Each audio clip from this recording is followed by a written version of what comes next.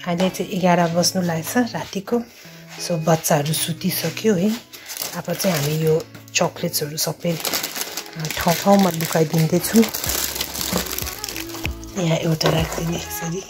एउटा मेरो श्रीमानले राखिसकेको छ एउटा राख्दिनु पर्छ एउटा चाहिँ यहाँ राख्दिनु पर्छ सो यसरी नै आज रातिदेखि प्याकको सुरुवात हुन्छ हामीले यो चकलेटहरू चाहिँ यसरी अब ठाउँ राखिदिन्छौँ जस्तो यहाँ किचनमा एउटा राखिदिएको छ यसरी यहाँ माथि राखिदिएको छ यहाँनिर राखिदिएको छ टेबलमा राखिदिएको छ माथि बेडरुममा पनि उहाँले बिस्तारै गएर राखिदिनु हुँदैछ बच्चालाई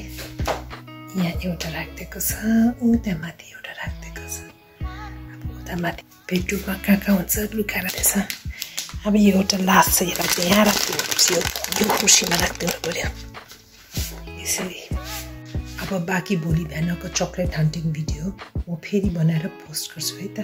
गुड नाइट अहिलेलाई बोली